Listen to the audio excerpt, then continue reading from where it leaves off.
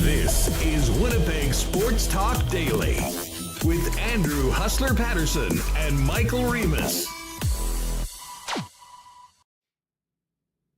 Hey, what's up, everyone? Welcome to another edition of Winnipeg Sports Talk Daily. Andrew Paterson, Michael Remis with you. Busy one today, coming out of last night's win over the St. Louis Blues, and the Jets wake up this morning in first place in the Central Division with a bunch of games in hand on the Dallas Stars and the Colorado Avalanche. It was a great evening at the building last night. Obviously, there were two big topics. One was the game on the ice.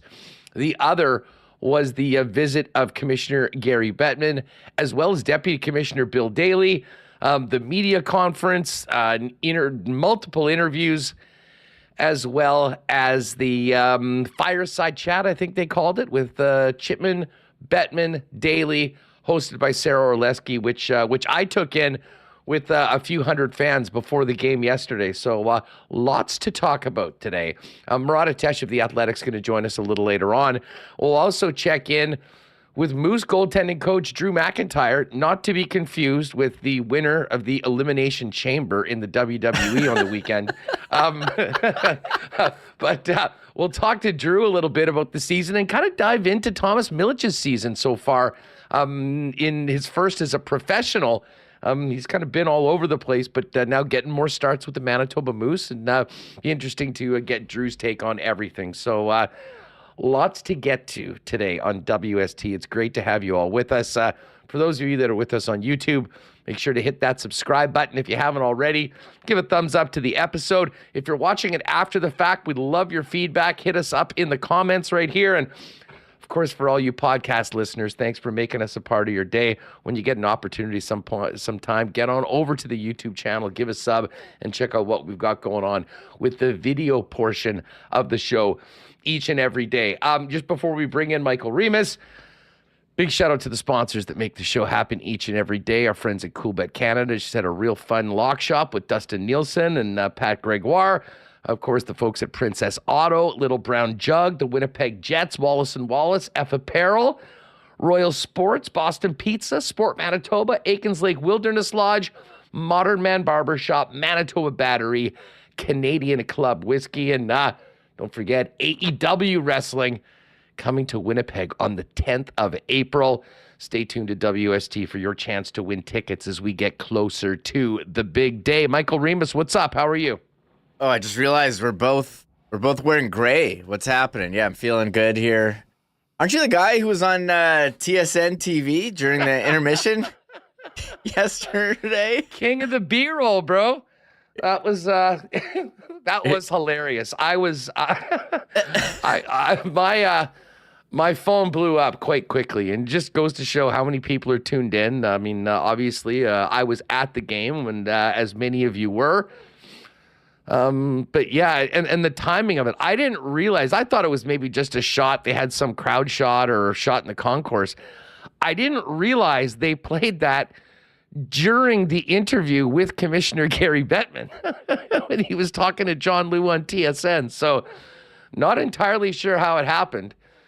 There we are, me, my buddy Zolt, and talking to a couple fans. I'd like to say, and I did spend a lot of time talking about what we heard from Mark Chipman and Gary Bettman with fans after the fan forum before the game. Kind of just cruised both concourses. Thanks to everyone that came up and said hi. Got some great feedback from a lot of people on just everything going on around the club. The one thing that certainly was evident of just how excited people are about this team and where the Jets are at this season, but also a bunch of different opinions and feedback on, the season ticket campaign and what we've heard going up until yesterday. But most importantly, what we heard from the chairman of the Winnipeg Jets and True North Sports and Entertainment and the commish. But that picture, and I'll give him a shout out. I actually went up to him because I wanted to ask him about that Hellebuck All-Star jersey he had. I was online last week, Reem, trying to find one, and I could not find one anywhere. And they did an auction, one of those NHL auctions, and I think it went for like $812, like one issued for the All-Star game to Hellebuck, and I was sort of kicking myself for not getting my hands on it. But he was quite appreciative of his wonderful girlfriend who ordered that sucker online the second that they came out, and it was a real showstopper. I saw a couple of those at the games last night, so I was quite jealous, but turned out regular, everyday listener of the program, so we had a great Jets chat, and the cameras caught it for a little bit of background during Gary Bettman's interview with John Liu. We got a lot of DMs, us, about a lot of tweets, messages. Nicole commented on our Instagram account. I posted on there that she got more excited when she saw you on the broadcast than when the Jets score. So, the Jets are having a pretty good season when you're getting more excited to see us. I joked on there that you had your own fireside chat there in the concourse. And I know you went out. I had a few. So that's pretty. I was excited. That's big. That's a big spot during Gary Bettman's interview with John Liu, which was well done. And I think Gary Bettman now, I think he passed you in the power poll for most beloved figures in Winnipeg.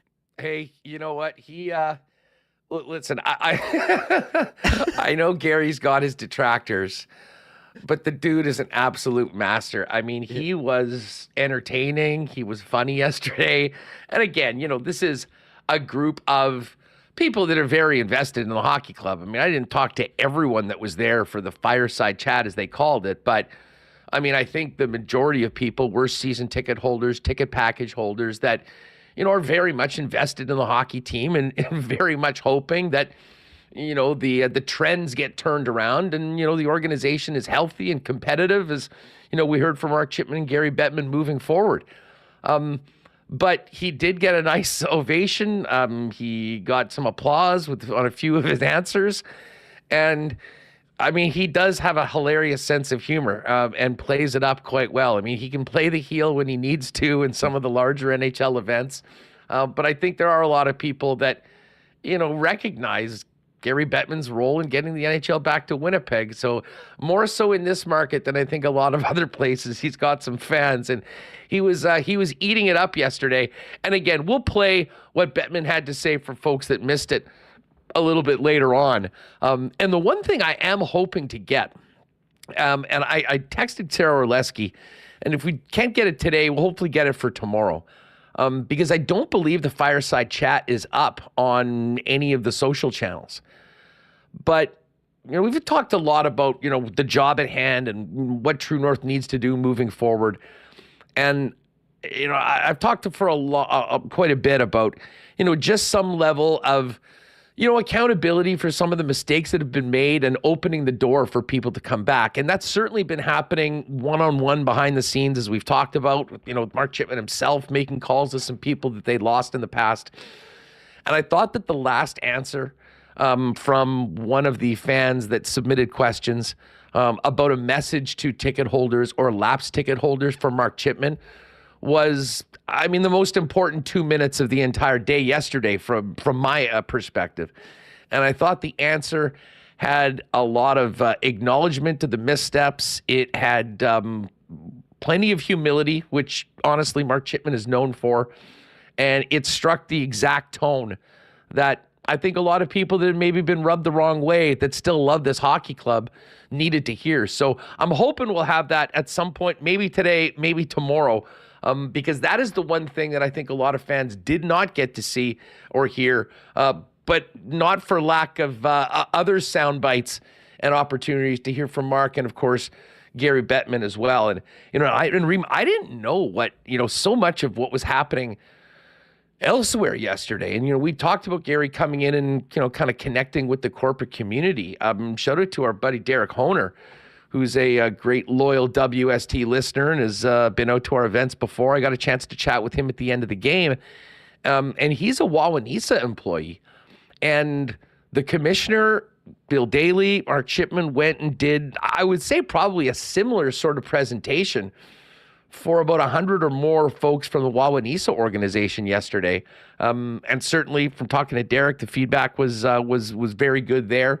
And overall, I think it was a very good day and an important day for the Jets, knowing the work they have ahead of them to try to reverse the trends and the erosion of their season ticket pace and get back. And I'll tell you what, we'll kind of get to some of those clips from Bettman in a minute. Certainly, the hockey club continues to do their part, Reem, as the Jets go out, backed by a great game by Laurent Brossoit, beat the St. Louis Blues, and move in to first place in the Central Division, now winners of 7 of their last 8 hockey games. Yeah, I mean, let's just take a look at the standings here. We haven't really basked in the glow of the standings for a while. It was, they lost a couple, but 7 of your last 8. And there you are in the Western Conference by points percentage, .693. Vancouver lost in overtime yesterday. Dallas did lose to Colorado, and Colorado won. So they're ahead. And yeah, we can sort by division. Thank you. There it is, 79 points. 4 games in hand on Dallas. So that is a big one coming up on Thursday. But as the Jets just keep rolling, 5 straight at home. Talked a lot about getting secondary scoring. Sean Monahan from his spot there. I thought it was called the slot, but apparently it's the bumper now. I don't know when that changed on the power play, but that wasn't a power play goal. But Ehlers found him, and he just wired. What a pass by Ehlers! Yeah, I mean he had a great play to set up the IFL goal. I mean that dangle to the middle, shooting just wide, and IFL on the doorstep. So that line. Looking very strong, in a 4-2 win, and Kyle Connor continuing to score goals as well. Maybe Joel Hofer could have had that one. I mean, that's an elite shooter going down the wing. We've seen him do that before. So Snipe City, 81. Well done. I mean, that's what he does. I know I'm kind of going down the list here, but Brendan Dillon setting a career high in goals. What a rocket from the point off the draw. So they're certainly rolling, and Laurent Brossoit standing tall. I don't know how many games does he need for the Jennings. We got to start doing this Jennings watches. Both goalies, elite numbers here for the Jets. Well, I mean, pull it up right now. I mean, goals against in the National Hockey League. The Winnipeg Jets, 135 goals against. Florida Panthers, 142 against. And the Jets have to play 2 more games. Now, they're certainly averaging less than 3.5 goals against. So on a goals against per game basis, the Jets are still first place. But they'd love to, and I think they still have work to do to get back to that elite 5-on-5 defensive juggernaut that they were for the better part of the first half of the season. But as we mentioned right now, I mean, the Jets are in a great spot, 2nd overall in points percentage. And just as far as the division goes, they are at the top of the Central Division. And we'll get to this Dallas game tomorrow. Cannot wait for that. But tied with the Dallas Stars and have 4 games in hand on Dallas and are 2 points up on the Avalanche and 3 games in hand on Colorado. Like, I was talking to the Coolbet guys earlier. We didn't have division odds right now, but I mean, with 25 games left in the season, the Winnipeg Jets are a significant favorite now to win the Central Division based on where they are right now in games in hand. And, I mean, it's one of the great stories in the National Hockey League this year. I don't think there's any doubt about it. Yeah, we've made a lot of wrestling references here today. We have Drew McIntyre on. We talked about how Gary Bettman is a babyface in Winnipeg, but a heel everywhere else, kind of like Bret Hart in 1998. And now we will have to see the Winnipeg Jets finish the story and win that division title that they didn't win in 2019. This is their time. They're pointing to the division banner sign. Yeah, if there like was, the road to WrestleMania, if there the was road one, to the Central Division title. Finish the story. We need the banner at Canada Life Center. We're playing really well, Huston. And just some numbers. I mean, the power play didn't get it done last night. 0 for 2. They had been red hot. The penalty kill, pretty good. They were perfect, 3 for 3. But how about some numbers? The Jets scoring first again, 25-3-1 when scoring first. That's 4 straight where they scored first. 3-0 against St. Louis this year. And how about this? We've talked about the Jets all year, how they don't allow 3 goals or less, but the key, scoring 4 or more. 23-0-0 when scoring 4, which is a pretty crazy. I don't know what the record is on that. Most games won when record when scoring 4 or more, but that's got to be up there in NHL history. And again, they put the clamps down in the third period. There was some talk about that, how they had given up some leads, but they are 28-1-1 when leading after 2. Just some incredible numbers from this team that, yes, number 1 in the Central Division. And while we're talking of the Central Division, how about this? 16-3-1 in the division this year. Yeah. I mean, this is absolutely, and let's not forget, 0-2 at home against the Dallas Stars, which leads us to this game tomorrow night. It's a little bit of unfinished business and an opportunity for the Jets to, I think, make a real statement against the team that they are tied with in points, albeit have plenty of extra games to play. Stars got pumped last night in Colorado, 5-1 by the Avalanche right now, but Dallas still 2 points up on Colorado, and the Winnipeg Jets tied with them, and again with those games in hand. Speaking of a couple of other numbers as well, Josh Morrissey continues his brilliant play, 10 assists since February 20th, third player in Jets history with multiple assists in 4 straight games. And Morrissey's feeling it big time right now. And we're getting very close to cashing that over that we hit on the Josh Morrissey points at the start of the year. Touch wood, everything continues going the way we're going. That should be a good one. And obviously, all of our Jets props looking pretty good right now when it comes to the Coolbet lines, but we'll hit that a little bit later on. And Jamie Thomas also dropped this yesterday. KFC, first player in Jets history with 3 straight game-winning goals. Of course, he had the OT winners in the Chicago and Arizona games on the weekend, and then got the winner last night. And again, we'll talk a little bit more, and we'll get into a little bit of post-game reaction in a minute. But you mentioned that second line, and Nikolai Ehlers with the absolutely beautiful pass to Sean Monahan for the big goal in the first period. And then I loved Alex Iafallo's game. And I know, and Iafallo's been one of those guys that's played literally on every line this year. But recently he had been spending most of his time on the fourth line with, probably less minutes than he'd had earlier on, but wasn't seemingly making as much of an impact. I got to say, early results, and again, small sample size, I really like the way he fits with Monahan and Ehlers, and he is such a puck hound. He's good defensively. He's great on the forecheck. He's got an awesome stick, and it ends up turning the puck over. They did that a few times yesterday. And then you get it to Nikolai Ehlers, and he is able to do his thing.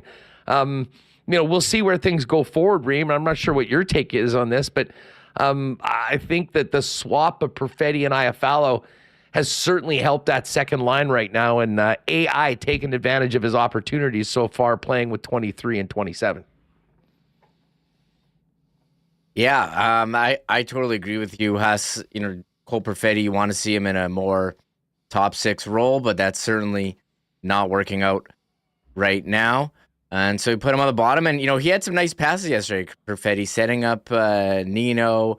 But yeah, Iafallo, he's fit in really well, and I kind of like it. You have different style of players on that line, and, maybe Perfetti wasn't working out, but hey, they need the secondary scoring, and it's certainly working. And Monahan now he scored in 6 goals in the last,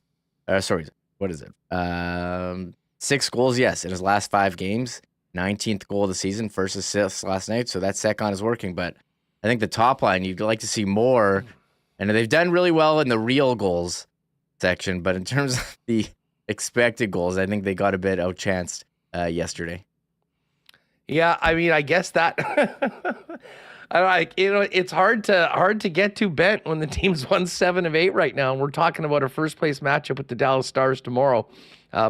But as I say, I think there's still work to be done as the team moves forward to, get back to or to be ready for the style of playoff hockey coming up. And tomorrow might be the best test of them all, getting on the road to play the Dallas Stars. By the way, thank you to Sam Crow for the super chat. WST, acknowledge your tribal chief. LOL, gotta love it. But let's hear from Bones on the game last night, and we'll hear a little bit about Brendan Dillon as well. We'll start with 21, Remo. I mean, let's give credit where credit is due. LB, another monster game. I mean, backup goaltending, not easy. Sometimes you go a considerable amount of time between starts, and Laurent Brossoit has just been nails almost every time he's gotten the call from Rick Bowness, and he certainly did it again last night. Here's Bones on his starting netminder last night. Yeah, he was great again tonight. He's been very consistent with his level of play. After the first couple of games early in the season, he's been wonderful. So we have no hesitance at all to put him in the net against anybody. So tonight's a divisional game. It's a big game. But as we said earlier, like when we signed him, we wanted to reduce Bucky's workload. We're doing that, and we're getting great goaltending from LB. So we have no hesitance to put him in the net. And on the one thing, I think I mentioned that somebody was all over Wade Flaherty in the decision to play Hellebuck in the last game on Sunday. And, I kind of said, chill out. This is going to be LB's game on Tuesday, almost for sure. And the most important thing about where the Jets are in the standings right now, Remis, and this is a far cry to what was happening last year at this time, is the Jets sort of stumbled onto the brink of missing the playoffs, is that, last year they played Connor Hellebuck 13 straight games at the end of the season because for all intents and purposes, the playoffs started for the Jets at the beginning of March. Very different scenario right now, and they'll have the luxury of being comfortably in their playoff spot and give LB some more starts. Not that there's been a big drop-off in play at all, because I think there is a worry that if you grind Hellebuck too much, especially down the stretch, what does that do for the playoffs? And listen, they put themselves in a really good spot to lessen that workload and give Laurent Brossoit some very deserved more starts in the next 25 games. We talked about the second line. Looked really good. I loved Iafallo's contributions last night. Nikolai Ehlers looked great, and Sean Monahan, what an addition he's been. Here's what Bones had to say about that line. They were good the first night they played together. They were very good again tonight. So you got two very reliable players in Sean and Alex, and it gives Nick a little more freedom out there, and he's better on that left side than he was on the right. And right now the line looks really good. We wanted, from day one since we got Sean, we're trying to get that chemistry on that second line. That's very, very important as we move forward. And so that line's looked very good. I enjoyed Iafallo's post-game as well. You could tell that, like any player on the club, and there's still a few guys that are right now mired in pretty long scoring droughts, dating back to, that 7 games where the team as a whole only scored 7 goals. But you could tell the excitement that Iafallo had, contributing the way he did last night, scoring a goal, and, having early, really good results playing with 2 very talented players in Monahan and Ehlers. Yeah, and it was Nikolai Ehlers yesterday it's Sean Monahan comparing Nikolai Ehlers to Johnny Gaudreau. Just, how they move similar east-west, maybe smaller, shifty guys. And, they're certainly finding that chemistry. And just, Sean Monahan has, carved out a nice spot there in the middle of the ice and just ripped that shot, and see him do that on the power play. And I think the Jets put out a highlight reel of all his goals with them. They're all, from like the same vicinity, and I don't know, that's what you wanted, is secondary scoring. And there's already some extension talk, I think, among the fan base saying, keep Monahan here. He's the second line center they needed. And I know health has been a concern with him in the past, but doesn't seem to be like that right now. And it took a couple games, for him to get his first goal, but they're certainly coming in bunches. And on the whole, he's among the Jets leaders in terms of points this year. So what great season for Sean Monahan. And for a guy who's a free agent after this year, he's in a really nice spot where you're on a top team. You're getting some playoff time. He's got 42 points in 58 games. So this trade is working really well for the Jets. You do wonder if they add they're going to be adding more here as we head, 10 days away from the trade deadline, Huss. So nicely done here by Chevy with the Monahan at 7 points, 9 games. And here's, I'll give a stick tap to our buddy Frank Saravalli, who was giving some love to, I guess, TSN 690 Habs commentator John Goyens, who, this is just, I'll read the text from Frank. I mean, don't want to brag, but our guy nailed it. He watched Monahan so closely with the Habs, recognized he'd be a perfect fit for the Jets power play in the bumper spot. Listen to these power play numbers before and after the Monahan trade. 47 games played, 15.7%, 24th in the league. Since then, 9 games played, 30.8% success rate, 4th in the National Hockey League. And I think I had said, Remo, around the side of the trade that, we don't expect Monahan to come in and completely turn the power play around on his own. But if he could help move it up just from that bottom third to average in the league for the rest of the way, it would be a big, big improvement for the Winnipeg Jets. Well, they've done that and so much more. And, while correctly, there's been a lot of talk about some of the 5-on-5 numbers. The power play has been lethal since Monahan's got here, and that's been big for the Winnipeg Jets. And we'll see whether that power play can keep going tomorrow on what should be a feisty affair against the Dallas Stars. How about the captain-on-captain fight in the first period? I'm a big. I love these captain-on-captain fights here.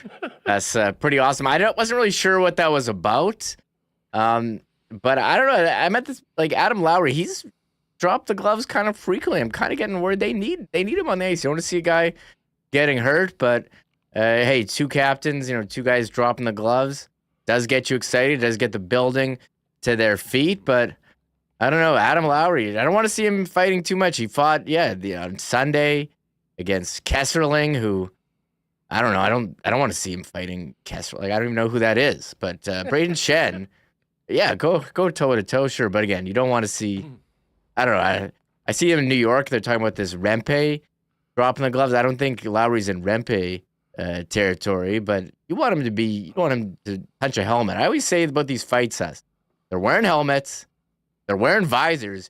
You got this much room to get a clean shot in, so be careful out there, Lowry. Lowry did rip to the dressing room right after that fight. I'm not sure what he had to get done, but ended up getting back into the box and helping his team move on. Here's actually Bones talking about Murat. Murat asked a question about Lowry and Monahan being on the ice together, taking key defensive zone draws, and if that's sort of a bit of an indication as to how things might roll going into the postseason.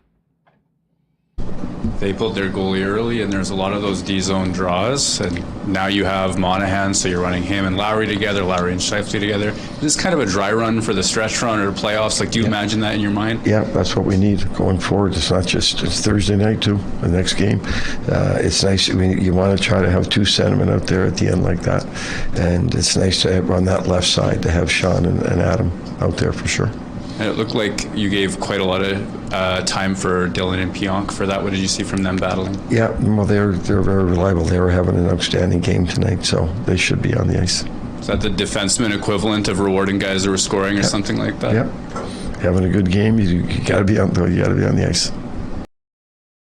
All right, so one more from Bones. We can't not talk about Josh Morrissey, who was out helping the organization on the streets with some fans, along with Mark Scheifele and Mark Chipman the day before the game on the off day.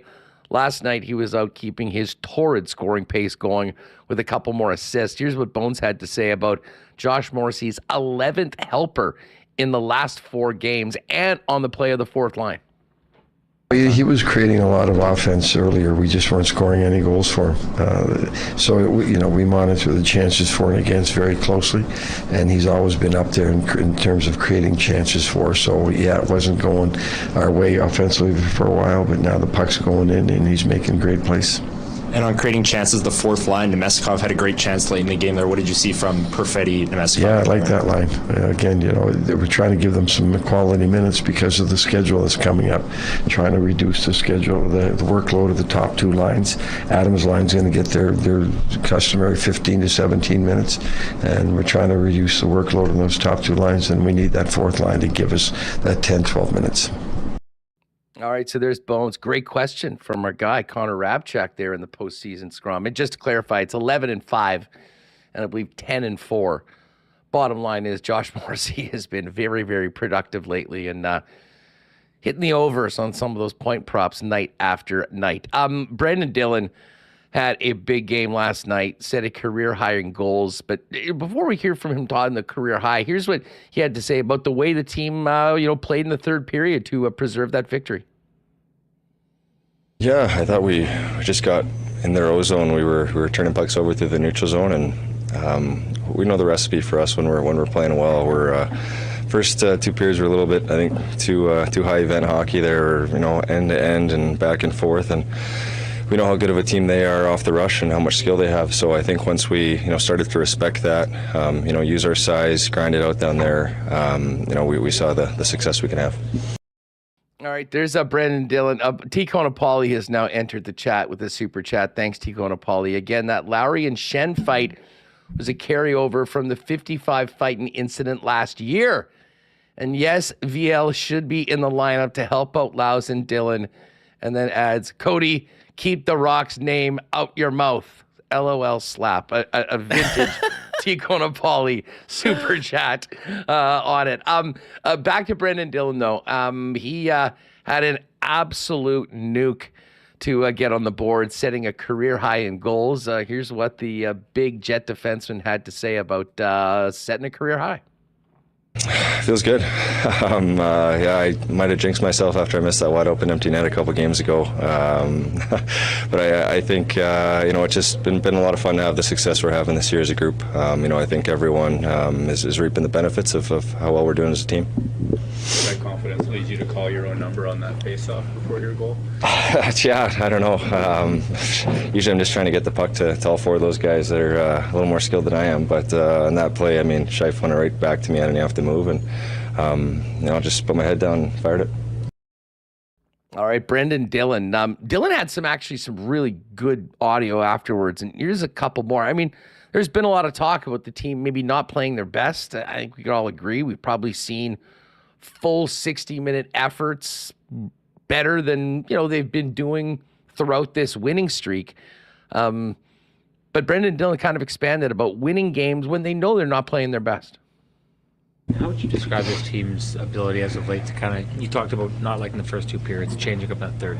How would you describe this team's ability as of late to kind of feel its way through games and basically do the things you need to do to come out of those games? Well, that's just it. We're not really happy with how we played the last few, but we're getting wins. So I think that's a credit to us is, through 40 minutes to come in here, regroup after the second and say, hey, guys, that's not us. We're winning the game, but we've got to lock it down here. I think our third period is by far our best period, and, we're able to really just buckle down. And we know if we want to get to the ultimate goal, which we talk about in here, we've had since training camp as our goal, you're going to have to play, some of the skilled teams. You're going to have to play some of the big physical, veteran, grindy teams. And, I thought we've done a good job of that. But it's got to be a good lesson for us. I think last year we learned, we were losing these games last year in the second half. We were finding a way to lose or, letting that one goal go in or that really bad turnover at a certain time. So I think it's just, credit to all the guys in this room here, all four lines, all 60, we're understanding the situation. And like you said, we're not playing at our best, still finding a way. Some real good stuff from Brendan Dillon. And he sort of expanded a little bit more on, the marathon that is the 82-game season and, managing the grind. Bones and the whole coaching staff done a great job of, like the days off and kind of feeling when we need those kinds of days as opposed to a hard practice day where we need to work on our systems. And, that's kind of when the video takes over. Like, I think looking at March, we got something like 16 games in 30 days or something crazy. So, I think for us, like, we all know individually when we're at our best, and not to say that we're all playing horribly. I think it's just little times of the game, where we're maybe turning a puck over, or it's a penalty that kind of gives the other team some momentum. Where I think we're just really gaining some valuable experience here that we know, and we know how good of a team we are because we're able to pull off these wins too. Well, speaking of pulling off wins, they would love to get one tomorrow and get one back on the Dallas Stars, strengthen their hold on first place in the division. And I would suggest that they'll need to be near their best if they want to get 2 points out of Dallas. Brendan Dillon looked ahead to Thursday night and the game against one of his former clubs. Yeah, well, I mean, they've come into our building here and won 2 games against us, and they're one of those teams I talked about. They're the veteran, really structured. They're well coached, and they're not going to be those 8-7 games. They're going to be these tight playoff type games, and I think whether you're playing Arizona or St. Louis or whoever it's been lately, we've had no easy games. We go in Chicago, it's a 2-1 game. Arizona here comes in, plays really hard against us. So we've been playing a style that we know isn't going to be successful all the time, but it's just been for periods. It's not like we've been horrible for 50 minutes and found a way. It's just spurts of the game that we know we can clean up, and I think overall these divisional games are St. Louis, they're in a playoff chase. They're hungry. They're desperate, and I thought we handled it well enough tonight. All right, so there's Brendan Dillon, and hey, one more from Dillon. You could see how pumped the guys were for Alex Iafallo to get that big goal last night. He'd been in a bit of a slump, and Dillon talked about AI getting on the scoreboard. Oh, well, Donnie does so many good things for us.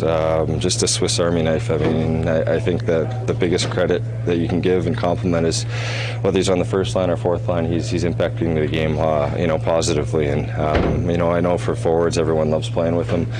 He's a guy that you're just hoping he was going to get one to go. And he had that great turnover he caused in the second period. I think that point blank chance from the slot, and I think the entire bench got up for that one. And then when he's able to get a big goal for us there at a great time of the game, just super happy for him. Rewo, did you know that Alex Iafallo's nickname with the fellas is Donnie? No, but I love, they asked, he was like, oh, he sounded like Tim the Toolman Taylor there for a sec. He's like, oh, Donnie here. Donnie does so. I don't know. That just shows the love for that guy. But we might need to know more about this Donnie nickname. I don't know what it's from. There was some people speculating on Twitter. I see Issue Boy Bruce says Donnie Osmond. I don't know. That might be before, but we'll have to figure it out. But I enjoyed it. Hey, it's not like Iafalzi or something like that, right? That's hard to say. So I'll give credit. Creative nickname. I like it. Yeah, it's something different than just adding an I on guys' names. We're certainly here for it. All right, we're going to hear from Commissioner Gary Bettman in just a minute. Listen, I'm really excited to see everyone for our event with Canadian Club tomorrow, Canada's favorite Canadian whiskey at the Manitoba Sports Hall of Fame. We're going to be watching the Jets and Stars after a whiskey tasting seminar with some of the Canadian Club ambassadors. It's going to be great. Eric Music, shout out to Eric and everyone else that's coming, fired me a DM wondering, if there's some sort of a dress code for this. And listen, I know some of the whiskey festival events maybe you're a little bit more business type attire. Not tomorrow. We're getting together to watch a game and have a good time. Throw your jersey on, wear some Jets gear. I think I'll be rocking the Slamberg again tomorrow. So it's getting a lot of wins lately. I'm kind of keeping it right now because I have been consistently wearing it to games and the Jets are consistently winning in it. So, don't worry about putting on your nicest gear from F Apparel. Throw a jersey on, come out and have some fun. And thanks to everyone that supported the event. And we'll look forward to seeing you tomorrow. Of course, when you're hitting your Manitoba liquor marts, check out the Canadian Club display, Canada's favorite Canadian whiskey. And remember to always enjoy responsibly. Alex Iafallo was a real battery last night for that second line. Ended up getting on the score sheet. But in a lot of ways, he has been a bit of a spark plug. And when we're talking about batteries, Manitoba Battery is the place for all your battery needs. The best prices in town, period, bar none, beating the pants off the big box stores. supporting local business as opposed to the big box stores as well, with the best service in town, as Donnie and the gang will deliver your batteries to you anywhere inside the city of Winnipeg perimeter for free with any purchase over $60. It's just that easy. For all your battery needs, Manitoba Battery's your spot. ManitobaBattery.com, 204-783-8787. And until their new location opens, you can always visit them at the original spot, 1026 Logan Avenue. And, while we're getting together tomorrow, if any of you guys really want to really step your game up for our event tomorrow night, maybe you make a trip down to Modern Man Barber Shop and get a new cut just in time to get together with the gang.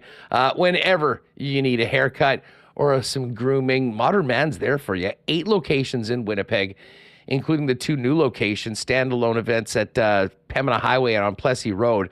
And Modern Man's got you covered, guys, with a variety of grooming services, including haircuts, beard shaping, shaves, color services, and more. Simply make an appointment and book your look via modernmanbarber.com at the location nearest you. And you can always follow them on Instagram as well at Modern Man Barbershops. All right. Last night, the game was great, but I think probably what was most interesting and anticipated was what we were going to hear from NHL Commissioner Gary Bettman. And again, there was a lot of doom and gloom when, this visit was announced, and I get it. We all understand the situation the team is in right now. But I thought Gary Bettman came with a very positive message. And, here's his opening statement yesterday when he met the media in Winnipeg. I think there was a lot of speculation as to why I was here today, and even what I'm thinking in anticipation of being here today. This is a place, Winnipeg, where hockey matters. I believe that this is a strong NHL market.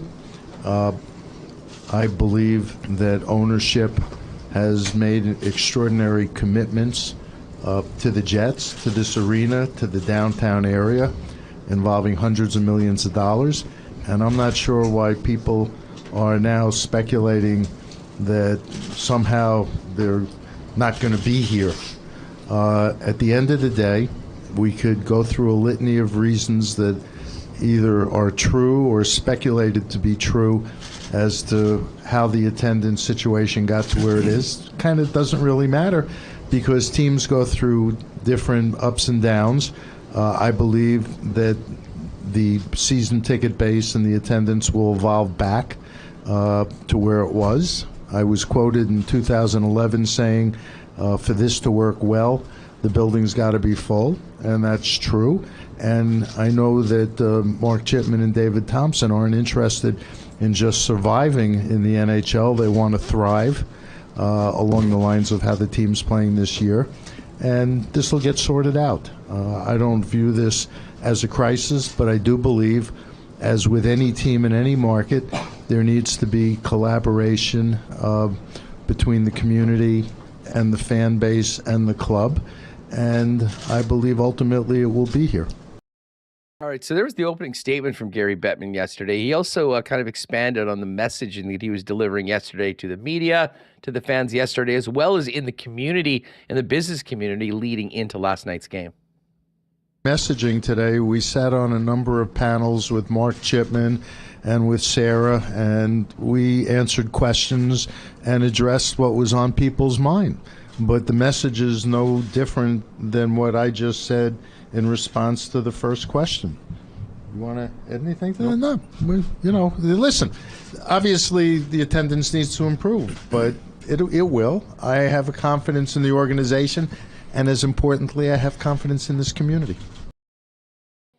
All right, so there's the commissioner, Gary Bettman. Much more coming up from the commission, including Gary was asked about deadlines and, kind of went back to saying he has full belief that Winnipeg is a strong hockey and NHL market. Mark isn't issuing any deadlines. He's focused on what he can do to make sure the fan base is maximally engaged, and I applaud the effort. But again, we're not operating under the sword of Damocles or on a razor's edge. This is part of the evolution of what franchises sometimes go through. I remember a number of other Canadian franchises, for example, some of them considered to be small market, where the season ticket base aged out and they had to go rebuild it with younger fans. It happens. Let's be clear about something, okay? I believe that this is a strong NHL market, and it will adjust.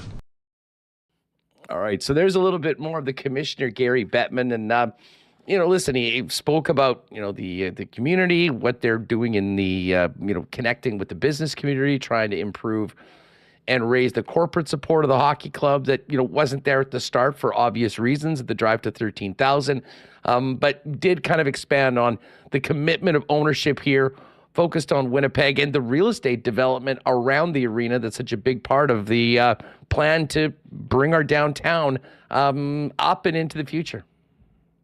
For anybody suggesting that the agenda for ownership is other than focused on Winnipeg is silly, because at the end of the day, look at the hundreds of millions of dollars they've invested in the team, in the building that they've built around here, and what they're going to be doing on the north side of Portage. I mean, that's why I'm kind of what's the word I'm looking for? Mystified at the tension that seems to have developed here. And by the way, this is a team, if they make the playoffs this year, which looks like they're going to, would be 6 out of the last 7 years. Their cap team, the star players who had an opportunity to go elsewhere decided to stay here.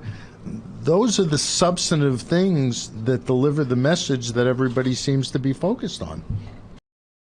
So Commissioner Gary Bettman yesterday, and of course the Deputy Commissioner, I wasn't aware that Bill Daly was going to be here. Then I saw him roll out with Gary and Mark Chipman for the chat with Sarah. Daly popped in and talked about the Jets being a model NHL franchise.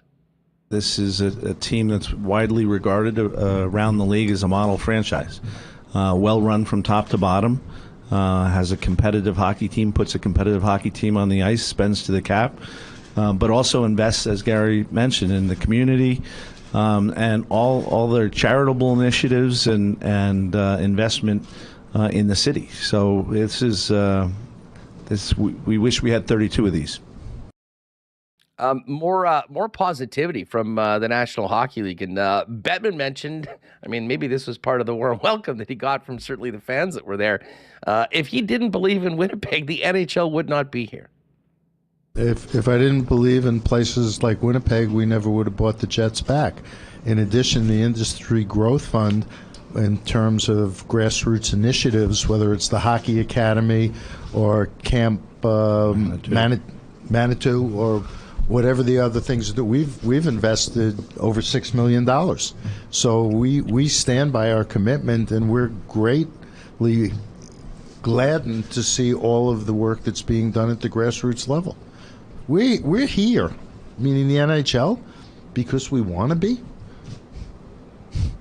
Yeah, I don't have anything to add to that. As Gary said at the start, I mean, hockey matters here, and that's important to us. So Winnipeg matters to us. And the Jets matter to Winnipeg, so everybody matters.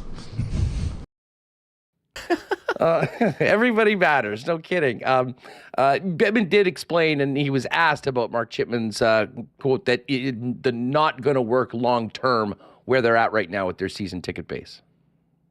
What I believe Mark means by that, and I think he's been pretty clear because I've heard him say it repeatedly, he doesn't want to just be a member of the NHL. He wants a team that has the foundation for success. He wants to be competitive every year. He'd like to bring the Stanley Cup to Winnipeg. And so if the team is going to have the resources and the ability to compete at the highest level and spend to the cap as they have, it's be important for the building to be full. Obviously, there's unique challenges in Winnipeg, being the smallest market, having the smallest building, and the commissioner talking about a franchise needing robust support from all areas to be successful. What you want to do is have a franchise that has robust support from all of the places that support comes from, whether it's the business community buying tickets, whether it's the business community advertising and promoting and activating around the club. And in that regard, the club has gotten, I believe, very robust support. You also want to see buildings full. By the way, I think the players want to see the building full. You know, for somebody who spent a few weeks in the bubble watching our game in empty buildings, our players, our game draws an enormous amount of energy from fans in the building. And having a packed building obviously gives you more energy than a building that isn't packed.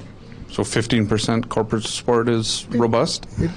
Well, no. I was talking about the advertising. The way the season ticket base got created is probably an anomaly because they sell out in 15 minutes. And so there wasn't a need or an opportunity for corporate support at the beginning. But again, that's where I started. How we got here doesn't matter. It's how we evolve from here. And I have every confidence in this market and this organization. Yeah, and I mean, that's an important thing to note, and I know a number of people go back to that, and I think there's an opportunity with that to engage the business community and get more companies on board in that, I mean, we all remember the drive to 13,000. I mean, they wanted to do it as fairly and as equitably as possible, and I think we can all agree that the Jets said with the amount of demand there was for tickets, you know what? We feel it would be in our best interest to save 40% of our seats just for businesses and fans that all want to get tickets. We're only going to sell 60%. They would have gotten murdered. So, it unfortunately led to a bit of a bubble bursting with the amount of groups, for whatever reason, that kind of fell off, and a number of other people with that. But I think, as we've heard from the organization and from Gary Bettman going forward, hopefully that's an opportunity for the team to re-engage some companies that maybe weren't able to get seats originally, get them in and be a part of the organization and the investors, if you will, and stakeholders moving forward. Here's a little bit more on just that topic. I believe this is 10, Remis, on the lesser corporate support by the numbers here in Winnipeg and why that is. Well, they didn't ultimately have the opportunity. If you remember how this started in 2011, we announced on May 31st that the team was coming, and a day or so later, it was go to your computers and sign up. And individuals did that in a way that kind of precluded at the time corporate purchasing. And if they had it to do over, maybe they would have held back 4,000 or 5,000 tickets and sold them as part of corporate packages. They didn't, but that's history. So we are where we are, and we move forward. All right, a little bit more from the commish. This is now a process. We're well over 10 years back in the National Hockey League. He said there's been ups and downs, certainly some significant challenges, both pandemic-related and non-pandemic related, and spoke to the belief that the community will adjust. But the pandemic, that's again, it doesn't matter how we got here. Okay, some people say people don't like to come downtown at night. Some people say the team's performance should have been better, even though it's been pretty darn good. Some people say the season ticket drive initially was no good. Some people say it was the pandemic. All our clubs have dealt with the pandemic, and it may have impacted some markets more than others.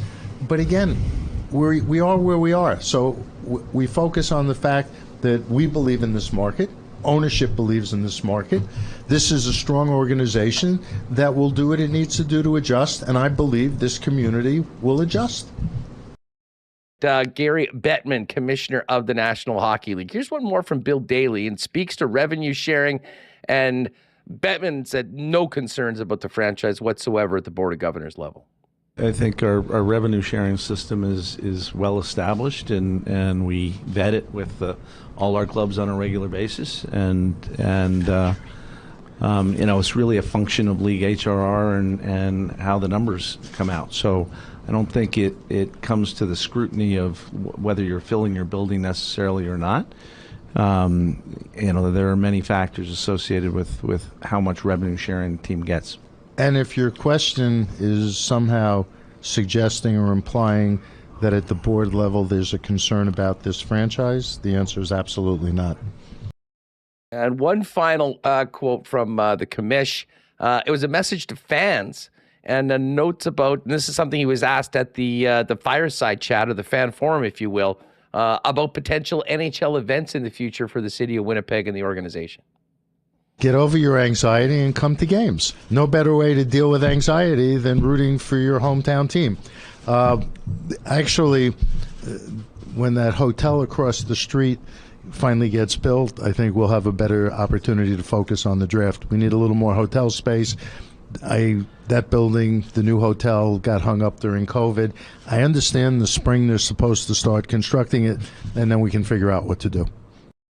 Of course, is in reference to the Sutton Place Hotel, who had construction begin and then stop cold in the middle of the pandemic. There is work, I believe, going on right now, and the belief is that in earnest this spring, that project will be all systems go. And at that point, potentially, we may see an NHL draft in Winnipeg at some point, as per the commissioner. All right, we're going to get to all of this with Murat. But as we continue to move on, and this will be a topic that is not going anywhere anytime soon. Listen, I heard from lots of fans that are, thinking about either getting back in some seats or looking at some other options. The Jets have got a pretty great promo right now on considering where the team is in the standings, knowing what is to come in the spring, and that is playoff hockey. And if you would like to put a deposit down on a 2024 25 seat package, you'll be in for priority access to Stanley Cup playoff tickets. The information's all at the Jets website, but get over to winnipegjets.com/deposit and find out more about the We're All In promo moving forward to help raise that season ticket base and get people willing to commit to next season. Priority access for whiteouts and playoff hockey at the downtown arena. Looking forward to having Murat on. I do want to thank Wallace & Wallace. Speaking of long service to the city of Winnipeg, Wallace & Wallace has been the overhead door specialists and fencing experts for over 60, 70 years. Since 1946, they've been doing it. And spring's around the corner. We'll see their fences and trucks all over the city. But it is important to note right now, with the temperatures going up and down and up and down, this is the time that Mother Nature puts the most stress on your garage door. The right time to prevent downtime is now. Give Wallace & Wallace a call to book your maintenance and inspection service call today. For residential and commercial overhead door sales and service, there's only one name or two you need to know, and that is Wallace & Wallace. Big stick tap to our pals at F Apparel as well. Guys, if you're looking ahead in the calendar and realize you need to up your menswear game, head on down to F Apparel. The guys will take very good care of you. Custom suits beginning at $400, along with chinos, golf pants, custom shirts, both tucked and untucked styles, and an incredible selection of menswear accessories. If you are tying the knot this year or standing up for a friend in a wedding party, talk to the guys at F about a 15% discount when you get your suits at F Apparel. Don't waste your money renting tuxes. Get a great made-to-fit suit that you can wear on the big day and beyond at a great deal at F Apparel. Talk to them about it at 190 Smith Street downtown. You can find out more online or book an appointment to pop in for a fitting at F. That's EPHapparel.com. And just before we bring in Murat, a shout out to our friends at Aikens Lake Wilderness Lodge. Can't wait to get out there in the summer. Hopefully, at the end of a long, long playoff run. Of course, bookings for the 2024 season well underway and filling up right now. If you're looking for a world-class fly-in fishing experience where you can be on the water in less than 2 hours from the city of Winnipeg, enjoying world-class fishing and hospitality from the Aikens team, find out more, aikenslake.com, on availability for 2024. Make sure to check out all their socials at Aikens Lake. All right, let's welcome in Murat from The Athletic. Lots to get to today. Murat, how are you? I'm doing well, Huss.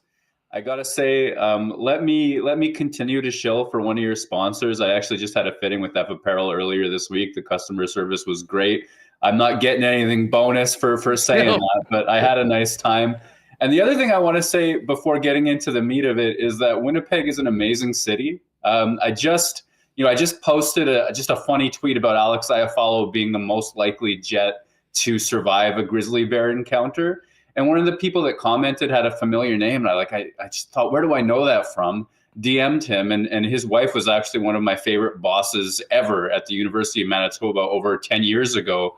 And it's just so cool to be part of a city where if you stick around for long enough and you invest yourself for long enough, like people come out of the woodwork, you're connected to everybody in some sort of way. The 5 degrees of separation is pretty darn cool here. And I'm having a nice time being a Winnipegger today. I'll tell you that much. Well, you know what? I appreciate that. And shout out to the guys at F. They always take great care of all of our listeners and friends that pop down and see them. It's funny that you mentioned that because there is we always talk about Winnipeg being 1 degree of separation. Everyone knows everybody else. There is an element of it being a big, small town. But at the same time, we're an NHL hockey market, and there's a lot that goes into that. And certainly that has sort of been the framing for a lot of the conversations we've had leading into, I think, a very important day yesterday for the organization. I know you were at the media side of things while I was in the bowl with the fans. I'm interested in just your thoughts on what we heard yesterday from all of the parties involved, considering a lot of the angst and obviously a very sensitive topic for Winnipeggers that have a very unique history when it comes to professional hockey here in the city of Winnipeg and in the National League. Yeah, I think the unique history is worth acknowledging, right? It's going to be tough to approach any situation like this if you have a memory of your heart being ripped out from within you in the mid-90s. That it's a feeling of deja vu for a lot of Jets fans in a way that I think probably made the last several days very difficult. Anytime that you have, someone like Mark Chipman talking about a 27% decrease in season ticket commitments and the idea that the machine won't be sustainable in the long haul without improving that, well, you don't have to go too far back in a lot of people's lifetimes to remember a whole lot of pain. At the same time, I think that one thing was clear, whether it was Chris Johnston's article, whether it was my follow-up, this wasn't a situation of, hey, there's a threat to move the team. But I think everybody wanted to hear what Gary Bettman was going to say about it. Was he going to play good cop? Was he going to play bad cop? I mean, there was one theory that he was going to show up and, Mark Chipman was going to get to do the good cop stuff with the, hey, look at everything we're doing. Here's how invested we are. And Gary Bettman might, show up and talk about the harsh economic realities. It was very much not the case. And I think that one thing that was made just incredibly clear was how much the league believes in True North's ownership, in True North's investment in downtown, in the amount of commitment that there is to this city. And it was probably reassuring for a lot of folks to see the season ticket issue reframed as a bit of a blip more than an immediate, 10-alarm, 5-alarm fire sort of situation. Yeah, I mean, it all certainly depends on your perspective on it. I mean, I know that if you're inside the walls of that organization and seen what's happened, I mean, it probably does feel that way. And I think there is a real sense of urgency, which speaks to the work they've been doing throughout this season leading into this campaign to kind of reverse the erosion of that season ticket base and get it back to a place where this team can be competitive and healthy for a very long time. I'll be honest. I mean, I wanted to hear what Gary Bettman was going to have to say, but I really do think the most important things that need to be said are, from the stewards, as Mark Chipman said, of the club, and that is from True North Sports and Entertainment. And I know that this hasn't been out there yet because the fan portion of the event, and I don't think any of the media were there. Maybe some of the folks came out and caught it afterwards. There were some pointed questions that they actually did have in it about, messaging to fans that they had lost in the past. And I just was texting with Sarah Oleski, and we're going to get a clip. And I personally think, and I've talked about this before, the most important thing that needed to be said to, some of the people that, for whatever reason, had felt that, maybe they weren't appreciated or that had left the club, that have the ability to be back, that probably do want to, was about a 2-minute clip from Mark Chipman at the end of the fan bit, which spoke to, their responsibility for some of the things, a frank, a humble way of essentially apologizing for some of that and hoping that people will give them another chance moving forward. So we're going to get that. Sarah's going to send that over because I don't think anyone else has really heard it. And I think it's important from a positive. I mean, if you want to see this thing move forward, that's something that I think there's a certain portion of the fan base that they lost that I think we'll hear. And I mean, I had a great conversation yesterday with a friend of mine that's in the restaurant industry that, was one of those people that had an experience that sort of put them off, and they didn't have seats and they hadn't really been supporting for the last number of years, but they still love the team. They go to some games every now and then. And I likened it to imagine you've got a favorite restaurant that you're really invested in. You go through there, and maybe there's some personnel changes or whatever, and you have a couple meals that you don't really like, and then you have a bad experience that really turns you off. You still would kind of love to go back there, but maybe on principle for a while you're staying away. And if you turn those tables and if the people from the restaurant say, listen, we're really sorry you had that experience, but we appreciate your business. We missed you. Would you give us another chance to sort of earn your trust back? And that was in a different way. I'll just use that analogy of what it was, although with much bigger stakes and a bigger invoice that we heard from Mark, and I think was necessary. So we'll have that later on. Overall, I mean, I have to admit, listen, you know me, I'm a positive person. I want to see this work out. It's in everybody's best interest for the team to be healthy. And frankly, just putting my fan hat on for a minute, the games are a hell of a lot more fun when the building's full than when there's 2,000 or 3,000 empty seats. I felt a lot of positivity in the building yesterday, and maybe that's because of the fans that were there probably feel a lot along the same lines of me. But, from your perch, Murat, in the people that you've talked to, the reaction from what you heard at the media, would you categorize that as a step in the right direction and a positive day overall for what the Jets are trying to accomplish? I think so. I mean, if the answer is is there some positive feeling or some positive momentum that I'm perceiving? Sure, yeah, absolutely. My big thing, Huss, and I should say from my press box perch, as I was making sure that I got my pieces out on time and everything was straightforward and set. I did hear that Mark Chipman bit that you're going to share the clip of, and I think that that's really important because I think that your analogy about the restaurant is bang on. Let's talk about the reality of Winnipeg Jets season tickets. The idea that such a high percentage is individuals, and sure, there's community businesses and things like that chip in on that too, but it's individuals. It's not giant corporate interests. If you look at the decline, it's in individuals. It's in a couple thousand people having that experience at the restaurant that you had. It's the restaurant analogy, but at scale. If you look at the times when Winnipeg has sold out its buildings this year, you can immediately point to real life, human being, non-corporate, but just like Winnipeg are reasons why the building was full or not. So you've got Connor Bedard, you've got Sidney Crosby, you've got a December 30th game in the midst of a lot of people's winter holidays against Minnesota. There are easy ties to make between real life lived human experiences in Winnipeg and the attendance in that building. So your point about the apology being important, or a sense of, hey, we didn't get this right. You can only do that so many times. This is, I think, the first and biggest and most major version of that True North is offering to the community. And I think that is so necessary. This is a series. This is a scaled series of one-on-one relationships between a franchise and its fans. And I think that the more they manage that, realizing that there are these individuals at the other end of it, because that corporate interest thing, that's going to be a longer-term work in progress. The more that they manage those relationships as if it's one-to-one, the better that they're going to do. I think that that's fundamental to success in Winnipeg. So that sense of positivity that people maybe feel heard in a way that they haven't feel heard, the cynics will probably paint over that, but I think that's one of the biggest things to come out of yesterday. Yeah, and listen, you're never going to have 100% support. There will always be naysayers for whatever reason, but particularly when we're talking about the people that had already been investing in this club, to get them back to say that, there are more options for you to be able to support this club, maybe in a different way that you were able to before. A different way is important.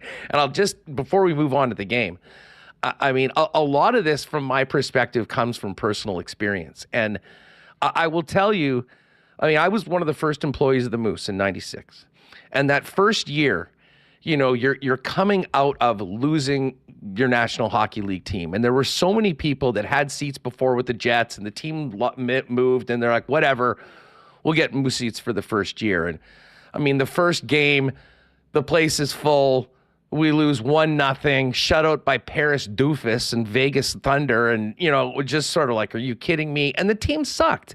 And there was still that hangover of losing the team. And, that next off season, without a doubt in my life, was the biggest challenge I've ever been involved in, trying to give people a reason to stay with this, give the season another chance. And, there was a lot of people that were done. They didn't have a good feeling going to the arena because, frankly, it brought back memories of something that they were still having a hard time getting over.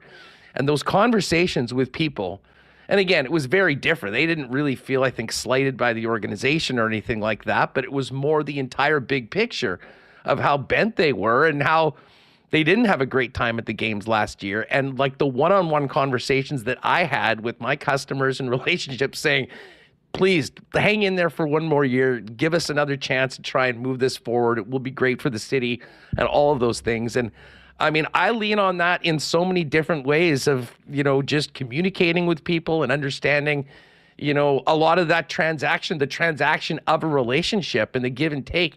And I'll always be appreciative of the people that, looked at me and said, okay, Huss, get out of here. We're in for another year. But that was a big part of the way that team was sort of built up from such a low after that first season to the point where they were a flagship AHL team that ended up going into the National Hockey League. And I think they're sort of they have to lean in on a lot of that to do the hard work that needs to be done in the community to get this thing going in the right direction. The one thing they do have going for them, Murat, is a team that wakes up in first place right now in the Central Division. And with Colorado waxing Dallas last night, the Winnipeg Jets in first place, tied with Dallas, with 4 games in hand on the Stars and 2 points up on the Colorado Avalanche with 3 games in hand. I mean, I know these have not been perfect games by any stretch of the imagination. We can sort of dive into that a little bit more. But the Jets have earned themselves a pretty nice spot in the standings right now. And just based on the numbers, with what's left, the extra games the Winnipeg Jets have, this Central Division is there for the taking for Winnipeg. 100% it is. And that's one of the storylines that's, gotten lost, but I think the fan passion is high. So I continue to see the critiques of the first line and certain elements of the team's play. It underscores the fact that the floor for this team is much higher than a year ago. It's kind of funny talking about deja vu of having a team taken away. Well, Winnipeg Jets fans have deja vu of about a year ago, a little over a year ago now. The team's quality of play drops, its finishing deserts them, and all of a sudden a great start erodes, and they're limping into the playoffs. Thankfully, for a Jets fan's sake, right now, they're getting finishing. They're getting goals. They're getting power play goals. Sean Monahan's looked like a good fit. There are warts. There are problems. The top line gives up a lot in terms of scoring chances in the other direction. They're still fiddling with lines and chemistry, though they seem to be leaving lines 1 and 3 alone. There are things for the Winnipeg Jets to work on, and they acknowledge it. You heard Brendan Dillon after the game last night talk about the fact that they're happy to be winning despite not playing their best hockey. But they're very much in this fight. They're very much, when heading into Dallas tomorrow, they're in a legitimate opportunity to take the Central Division, to hold on to that lead. And, even heading into the trade deadline and beyond, I mean, these are two teams that are probably going to have an awful lot to say about Western Conference balance of power down the stretch. Well, and I mean, I know we've talked about this before, but the carrot to finishing first in the division, and even better, first in the West, is getting one of the wildcard teams, potentially the second wildcard team, meanwhile allowing the Dallas Stars and Colorado Avalanche to beat the living hell out of each other in a 7-game series in the first round. Yeah, I mean, again, speaking of having a long memory in Winnipeg, we remember the 2019 sort of struggles down the stretch where all of a sudden you got to play the red hot St. Louis Blues because the Winnipeg Jets gave up standings points and standings positions heading down that stretch. It has an impact. And, the Western Conference is deep. There's a chance that team that they end up playing could be, LA if they figure their stuff out, or, another quality team. It's not automatically a cakewalk.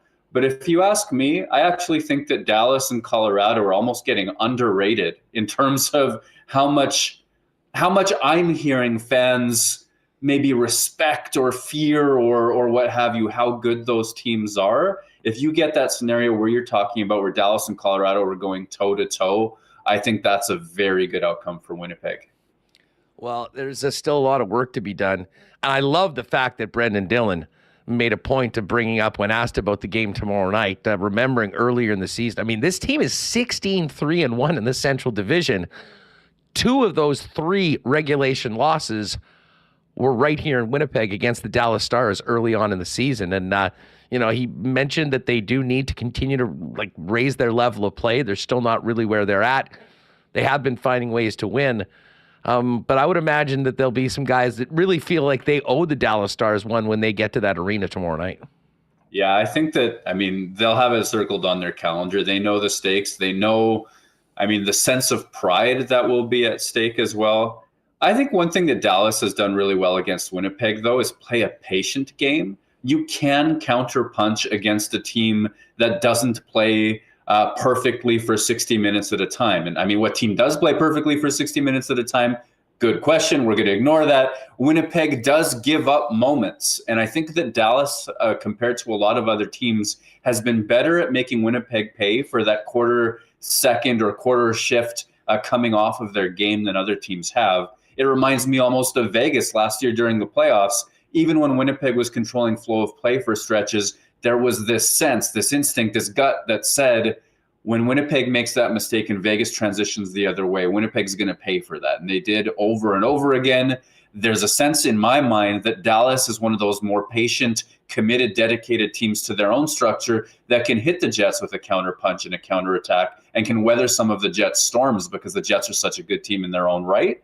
And I think that's what makes tomorrow's game so interesting to me. The Jets are quality. They are finishing. They are creating chances. But with the lines as deployed right now, they're also giving scoring chances up the other way. The back checks are not as dedicated as they were earlier in the season or at different stretches. So as much as I think everybody's going to size it up as a 2-1 game or something like that, one of those close 1-goal situations, there's a chance there's a lot of offense in both directions too.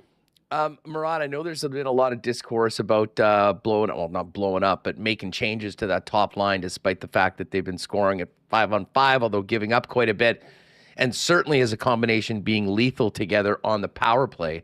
But I wanted to ask you about the second line. Now that they've made the move with Perfetti and Iafallo, AI got a goal last night. Nikolai Ehlers looked very comfortable and is really getting a connection with Sean Monahan.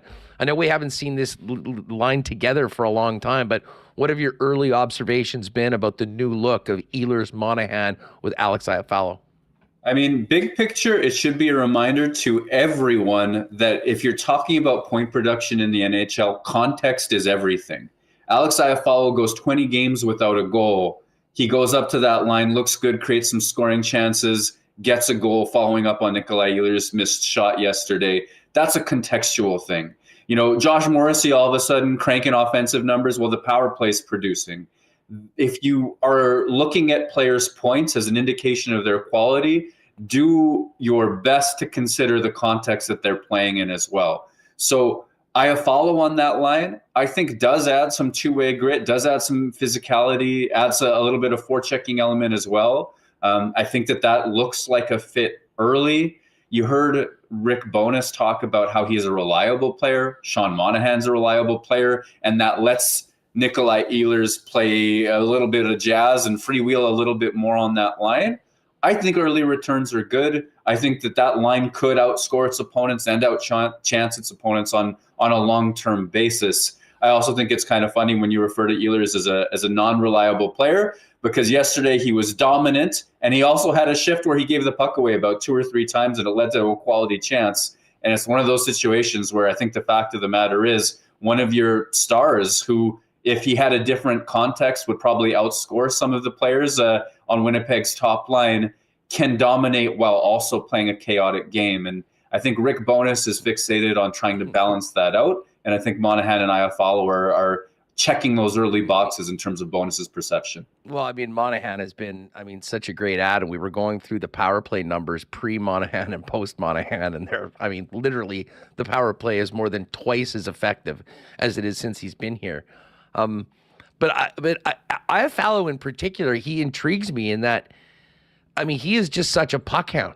He is on it. And I'm not sure they're going to be looking at him to be this dynamic setup guy.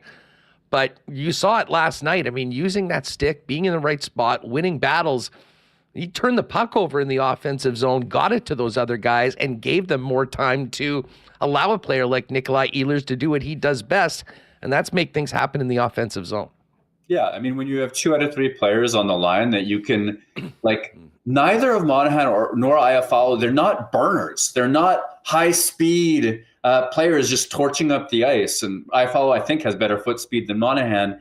The lines that they take and the quickness of their stick when they're knocking down passes, the angle, the effort, the commitment, and then the hand-eye or the battle level to knock those pucks down, it's been a really clear strength of Monahan since he arrived. I think we all notice it in Iafallo when he gets promoted up the lineup. Again, context and points. Remember, I think he got 4 assists playing on the top line in one of his early games there. But the thing that never leaves him is that effort level and that willingness to get on that forecheck. And I think that is a big reason why that line can work. If you put the puck in, a player like Ehlers' hands often, and you win it back often, and Ehlers gets to fire up the ice, I think a lot of things can work out. Is that the best deployment overall of Winnipeg's many, many quality forwards? I'm not sure, but if they're winning their minutes, and I believe that they can, then I think that's going to lead to success, to be sure, and it's going to create a line that Rick Bowness trusts perhaps more than he has other versions of the line. I got to ask you about your thoughts on Cole Perfetti and his predicament right now. You feel for the young man. This is the most hockey he's played in the NHL, sort of has hit a wall right now and now finds himself playing on the right wing of the fourth line. And Rick said, well, the reason why he's there is because we're trying to keep him in the lineup. First of all, thoughts on how he looked with his line mates last night, but just where he's at right now and what needs to happen for him to feel better about where he's at and start, maybe making more of an impact in games. I honestly think rumors of Cole Perfetti's demise have been greatly exaggerated. I actually think that this is a situation where the storyline and the potential, we have Rick Bowness talking about keeping him in the lineup. I think that is happening so disproportionately to the things that he's doing on the ice. Last night is a situation, if you can picture just at the end of the power play in the second period, Ehlers goes cross ice to Perfetti to Niederreiter gets a great scoring chance. I think it's the third period as well. Perfetti turns over a puck, fires it off Niederreiter in front. Hofer just gets a glove on it. Nemesnikov gets a partial breakaway chance. Perfetti's creating a play that leads to that. First shift of the game, offensive zone turnover. He tracks back towards the offensive blue line, lifts a stick, gets the puck back into Jets' hands. Winnipeg regroups, goes back up the ice, and creates a long offensive zone shift. This is a situation for a player where he's doing a lot of right things. He's not getting paid for it. And at his age, his level of experience and clout with respect to the other Winnipeg Jets, the fact that he hasn't produced, and the fact that visually he's a slower and smaller player than the other guys, when you don't produce, you do get bumped down the lineup. And that's a fact. That's a fact, and it is fair, too, especially when you see Alex Iafallo jump up and he scores right away. That's a realistic thing. I just think that the quality of his play and the likelihood of coming out of some of these games that he's had without points is making him look like a worse player by virtue of his 0 goal, 0 assist stat line than what he's actually doing out there. And I think that to isolate on Cole Perfetti shifts, I think you're seeing a lot more quality than results. So whether he comes out of the lineup, as Bowness seemed to intimate, is possible or not, I actually think that he's going to rebound, and I think that he'll continue to be a big part of Winnipeg's future. All that being said, Murat, we are 9 days away from the trade deadline. This team is clearly in a great spot moving into the playoffs with what they've done so far this year. There's an opportunity to potentially win the division, and I think there is a hope and a belief that this team can have a nice playoff run and potentially contend in the West, and who knows, maybe for the big prize. How do you see things shaking out in the next 9 days? And if you could put yourself in between Kevin Cheveldayoff's ears, what is the general manager looking at and thinking that might be options for him that make sense for the cost it would take to acquire? Yeah, for me, let's start with my impression of what maybe Winnipeg would be interested in right now. I think they want to flesh out their defense a little bit. Schmidt and Stanley sort of in a rotation, coming in and out of that sixth spot. And that's 7 defensemen that I think that they feel like they can more or less trust. I think that spot implies there's a job opening should they be able to acquire somebody. Chris Tanev would be at the top of my wish list in a lot of ways in terms of fit for the Jets. Although I think Dallas actually might be reported as the front runner. I'm not sure how that bidding war will go. But I think that Winnipeg would like to supplement their depth there. And I think a lot of folks have said, I posted a story at The Athletic this week about defensive options, and folks should check that out. Who out there is genuinely better than Schmidt or Stanley in that role? And, there are a fair number of people who can influence that spot. The other thing to remember is that over the course of a playoff run,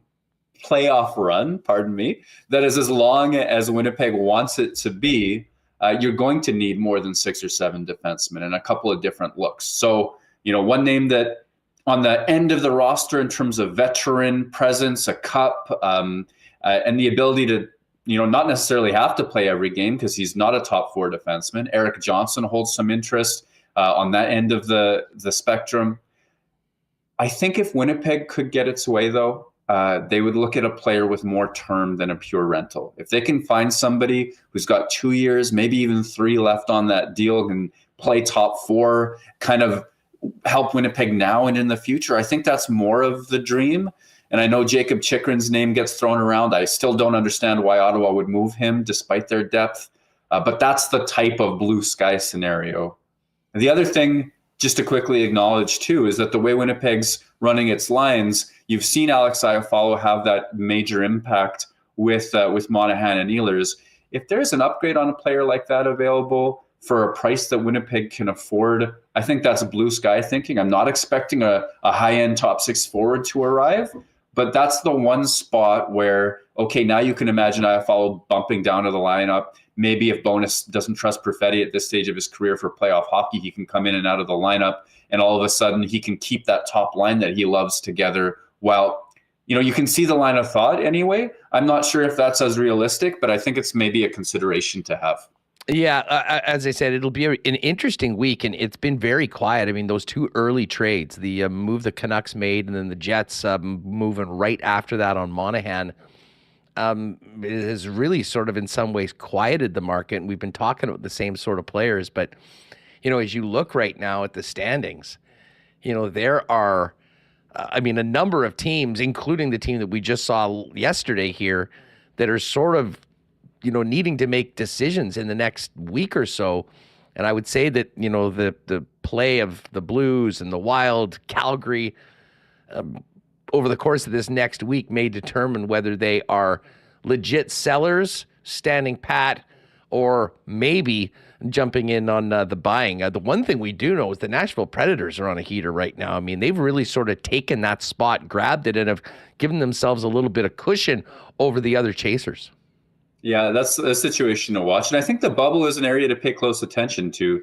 If you remember when Philadelphia, everybody's talking about a Philadelphia trade. Well, all of a sudden they're still in the playoffs somehow, and they might still move players, but they're still in the playoffs. So, their value proposition for Sealer or Walker or whomever that they're looking to move, I think that changes quite a bit if they believe that they're a playoff team. It's also true that they've faced some injuries, which are making it harder for them to move. So that plays into things. Arizona, first half of the season, there was an outside shot that they'd be in a playoff picture, but they've been passed and lapped and really put aside. And now Jason Zucker is definitely going to move. Matt Dumba is definitely going to move.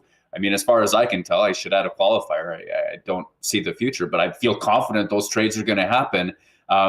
And, maybe even to Winnipeg, like that's a possibility. So I think the bubble races are really important to watch. We saw perhaps the best trade deadline deal that Winnipeg ever made happen in part because they knocked the St. Louis Blues down a peg, and they were able to pry Paul Stastny out of a market that had probably started the season thinking that they were going to make the playoffs.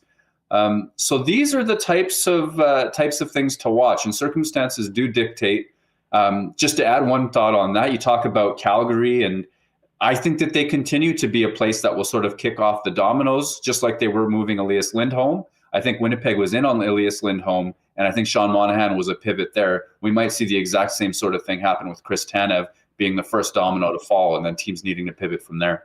You know what? I do want to plug your employers, The Athletic. Obviously, I'm a loyal subscriber. Love mostly the content you put out, but listen, there's so much else there. But Eric Duhacek, who we remember with his incredible career covering the National Hockey League, has a piece on the situation of Winnipeg, and you'll see the picture of Eddie Olchuk there on the screen talking about things that doomed the team in 1996, looming large again, from an outside of the market perspective.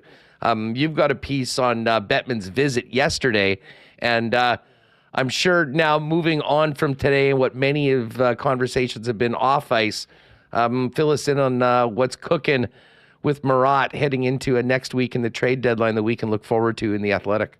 Yeah, I think the trade deadline coverage is going to be first and foremost. That just makes sense.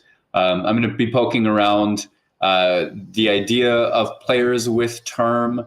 I'll be looking at forwards as well, just in case there's fits there, because I covered a lot of defensemen in this week's piece. I think it went up on Monday. So that's going to be first and foremost. I got a couple of stories about players that I'm looking for the right time for. I got a feature that I care a lot about that I'm really, really pushing amongst editors in that, but we might have to wait for the trade deadline to pass on that. We've also recruited a whole bunch of who says no style trade proposals. And I've been talking to agents and things like that, getting their impressions of whether Winnipeg Jets fan proposals for some of these players we've been talking about are realistic or not, or what the best fits are. And I can't wait to share that one. Murat, always a great conversation. Thanks so much for doing this, man. Have a great night. You just try to get rid of me. I'm so sorry for messing up with time. I just want to echo one more thing, right? Like we talked about the season ticket situation right off the hop, and you gave your impressions. You shared your employment situation in the 90s working for the Moose. Like folks out there, I hope you appreciate how fortunate you are to have Hustler's impact on this. No one will have a better view from a fan perspective, member of the media as well. And having worked on the inside in this specific industry, you're getting insights from a very uniquely well-positioned person. And Huss, I got to say that. I hope you'll forgive me. And now you can get rid of me as you see fit. You are too kind, my friend. You're too kind. I really do appreciate that. And I always appreciate you jumping on with us here on WST. Cheers, my friend. Cheers, Huss. Thanks so much. There is Murat Atesh. We are going to, I'm actually really looking forward to this next conversation. We're going to get Drew McIntyre from the Moose, not the winner of the Elimination Chamber on the weekend, to speak about goaltending. We want to talk about the season that Thomas Milic has happened. Just before we do that, a quick word from our friends over at Little Brown Jug. You train day in and day out, learning new techniques, approaching new concepts, and living out the thrill of achieving your goals. Building a craft beer is no different. While you spend your hours on the ice, we spend ours here, brewing our trademark beer. Again, and again. Here's to pushing the status quo and challenging ourselves to build something memorable. 1919 by Little Brown Jug. Have to crack an LBJ after the show today. It's always a good time for one of those.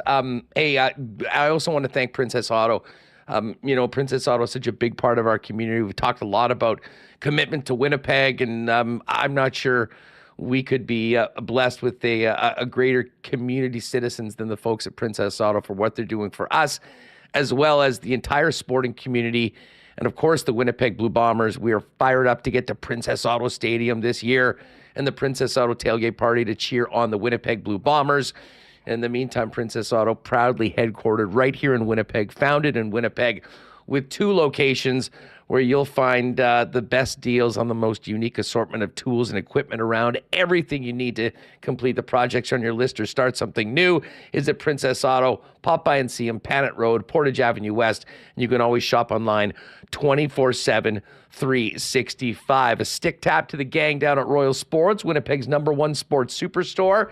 Gang, as we look ahead to whiteouts in the playoffs, great time to head down to Royal and maybe add to your Jets merch, or maybe grab that new jersey you've been waiting on. Royal has the biggest and best selection of Jets everything, not to mention Winnipeg Blue Bombers, Jays, and Major League Baseball with the season around the corner. So much more, and of course, the biggest and best hockey selection in town. Pop by and see him, 750 Pembina Highway. And of course, you can always check him out on Instagram at Royal Sports Pembina for the latest merchandise drops and sale information. All right, let's welcome in Manitoba Moose goaltending coach and former Moose netminder, Drew McIntyre, to WST. Drew, what's up? It's great to have you on the show. Great to be here. Thanks for having me. How are things with the Moose these days? It was a real tough start to 2024, and you know as well as anyone the ups and downs of the American Hockey League, the forces that kind of can help or hinder a club. But it seemed like the team got back to playing the way that they were hoping to and getting some results as well in this dogfight to try to climb into that final playoff spot and be playing some playoff hockey. Yeah, we've faced our adversity, that's for sure. That little long stretch was really tough, but really proud of the group. Here in the coach's room, but also the group of players that stuck with it. And we climbed ourselves out of that and had a heck of a road trip. Now we're home for a little bit before we hop on the road again. So we need to finish this homestand off well and then do what we did on the last road trip.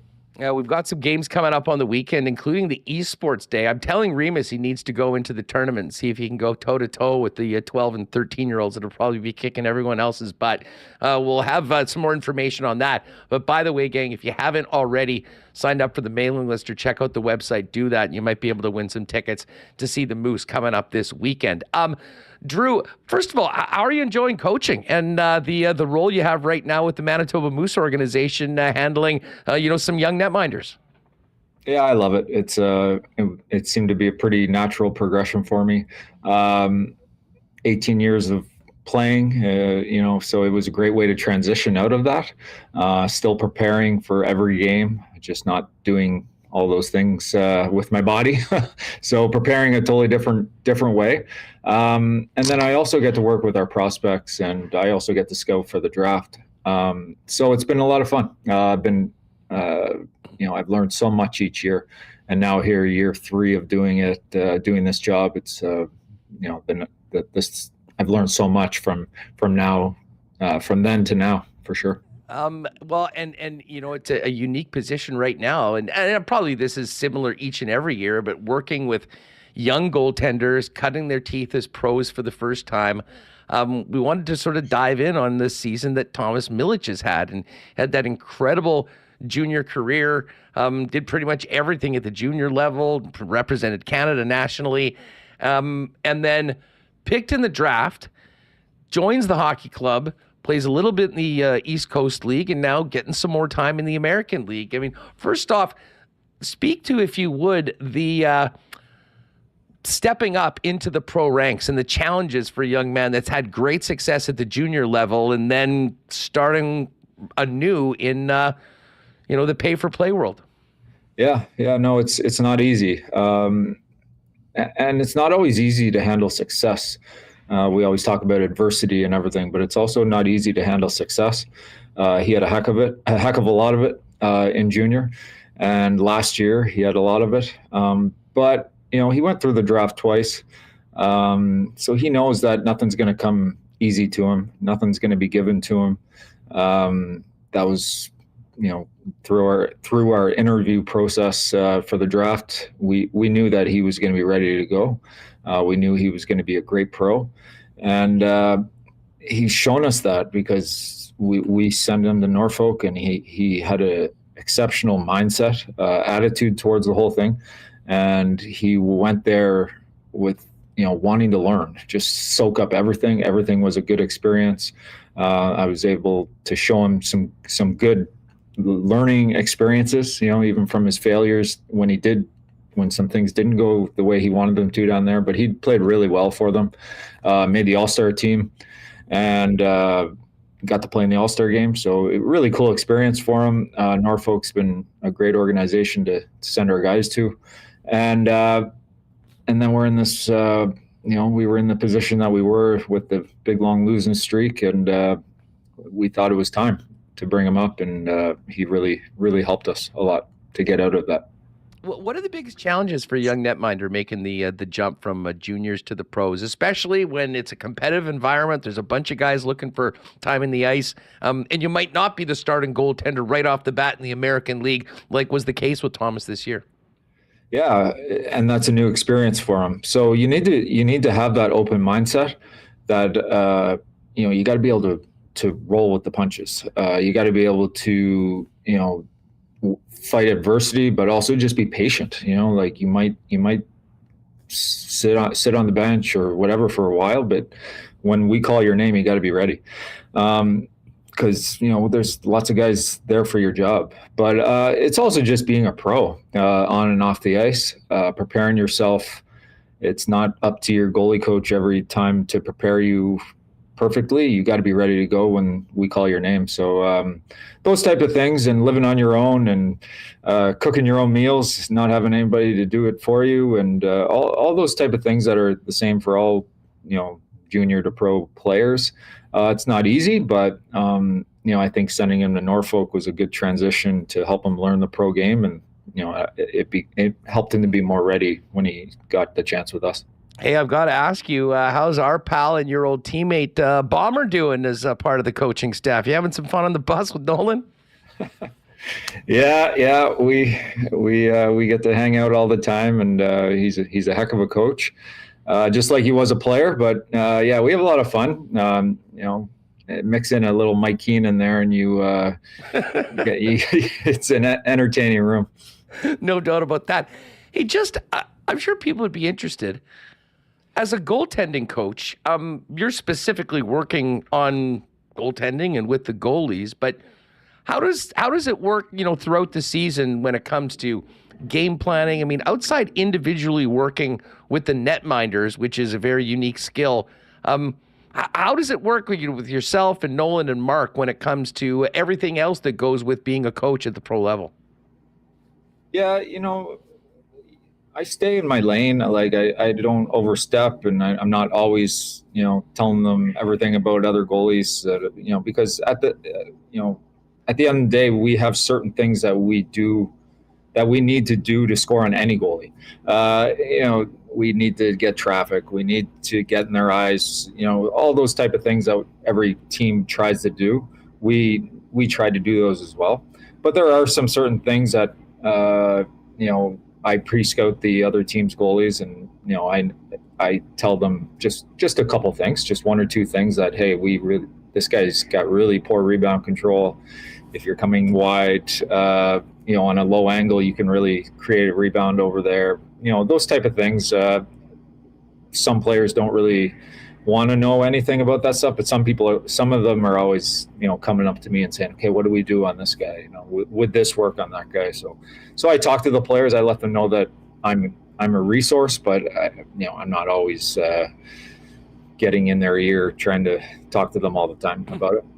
Hey, being a goaltending coach at the AHL level for an organization that has the goaltending tandem that the Winnipeg Jets have right now, I'm interested in how much you get a chance to see Connor Hellebuck and Laurent Brossoit work, and what that might do for a young goaltender like Thomas Milic that can look just down the hall in the same building and see, well, the leaders right now for the Jennings Trophy and a guy that very well might win another Vezina. Yeah, it's pretty cool. It's great. It's a very easy example to show them. So it's right at their fingertips. They can go to the games and watch. We don't always share the same rink. Sometimes they're downtown where we're at the practice rink, so vice versa. So we're not always every day together or anything, but you know, and we go on some pretty long road trips. But yeah, they're right there at their fingertips. So you know, what I try to tell these guys is any resource is a good one, you know, to learn from. And you know, when we have somebody like that to watch, you know, the two of them, you know, so the biggest thing with most of these young goalies is they have to add a structure to their game. They have to be, you know, no matter what size you are or how athletic you are, you need to play an efficient game if you want consistent results. So nobody better to show that, you know, as an example as Helly. You know, he's the smartest goalie in the world, and you know, keeps it very simple, but that gives him his consistency to play well and give his team a chance every single night. So it's a pretty easy example for me to just say, look what Helly does there. I can imagine. Drew McIntyre with us. Drew, you know, the team had that great comeback win last Saturday, and then some days off, just heading into the back-to-back matinees against Texas on the weekend. How's the feeling around the club? And the guys must be fired up to get right back out there and trying to continue this push up the standings to snag a playoff spot. Yeah, for sure. It's getting to that. Well, we're in that real fun part of the year. Keener was saying that at practice today. You know, just that it's, you know, March, April here. You know, we're gonna be playing in March, so that's the real fun stuff. You know, March and April. That's basically when it's playoff hockey. We're in a playoff race. So you know, what else can we ask for? As far as this is a great chance for these young players to see what they're made of in a pro playoff type of race. Drew, thanks so much for doing this. Good luck to the squad, and continued success with the Moose, and helping Thomas Milic and the rest of the young goalies in the organization take that next step. I appreciate it. All the best. Thanks for having me. Thanks for doing this. There's Drew McIntyre. Man, loved watching Drew back when he was part of the club back in the 06-07 season, 07-08. Those are some good teams. And he certainly carried the mail for the Moose for a good period of time. Some great characters on that team, though, and I look back as well. And, of course, Nolan Baumgartner was there for a while, but I was right during the Jason Jaffrey era as well, and Lee Gorin, Nathan Smith. It was definitely a fun time, and great to see him thriving, and obviously being a big part of an organization that certainly at the NHL level has top-notch elite goaltending, and hopefully trying to create some more as the Manitoba Moose season continues. Don't forget, go to the website for your chance to win tickets to the games on the weekend. We will get to the Coolbet lines in a minute. Only 2 games tonight, but tomorrow is a big one. Jets and the Dallas Stars in Dallas. Normally, I would say, albeit BP, we're actually going to be tied up down at the Manitoba Sports Hall of Fame for everyone that jumped on tickets to our sold-out whiskey event with the Canadian Club and the Winnipeg Whiskey Festival. But if you aren't joining us, the next best place will absolutely be Boston Pizza. The bars should be rocking with the game on the big screen with big sound, ice-cold schooners, world-famous BP wings, gourmet pizzas, and hopefully serving up another 2 points for the Winnipeg Jets. Pop by your local BP for all Winnipeg Jet home games, or just to get together with the gang to have a great time and watch whatever's happening around the National Hockey League. And I did mention, we made a couple wrestling cracks right off the top of the show. AEW, actually today's Wednesday night, AEW's on. I think they're really thriving right now on Canadian television. Had their highest ratings ever last week, I heard, on TSN. But we're going to be hosting the live event on April 10th. Tickets available at Ticketmaster right now to see the stars of All Elite Wrestling. And, we're just hearing that the date has been changed? Yeah, they just announced breaking news yesterday. Yeah, it's now May 1. It's now May 1, so if you've purchased tickets, they're valid, but if you can't attend, you have until Tuesday to request a refund. It's now May 1. All right. Well, thank you for that update, Remis. I was not aware. It just literally just got rescheduled. This is breaking news.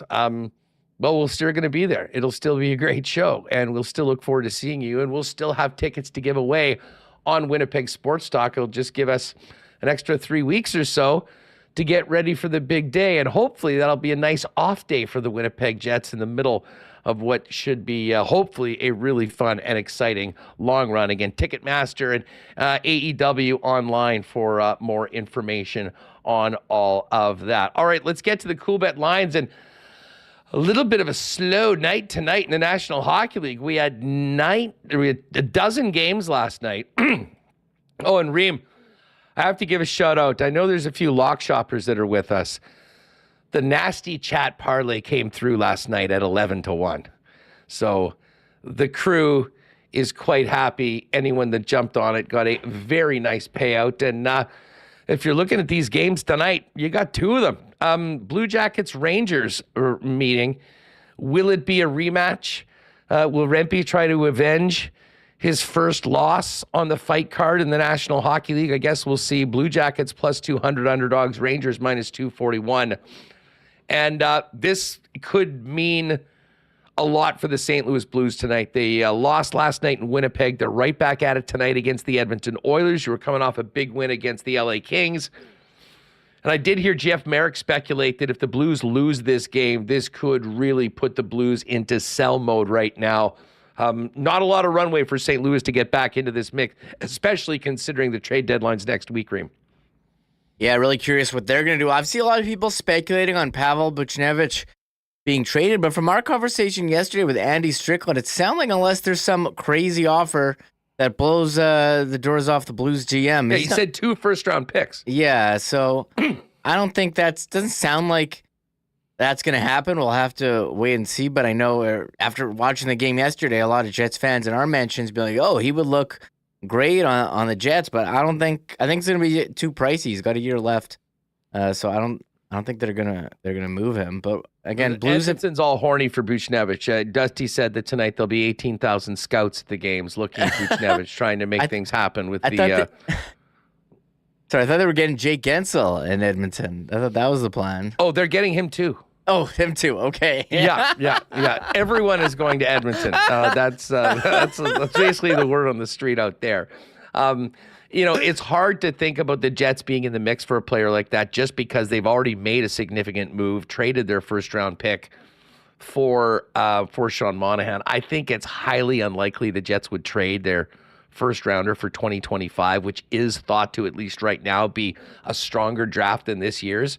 And I think there's a lot of prospects that they are very excited about bringing into the fold that probably aren't too keen about moving on. And if you're talking about a player like Buchnevich, especially with another year at $5.8 million on his contract, it's going to be much more than a first-round pick. I think certainly that's the ask from St. Louis, and they're not going to be pushed into trading him. But this game tonight, Oilers minus 284 faves, St. Louis plus 235.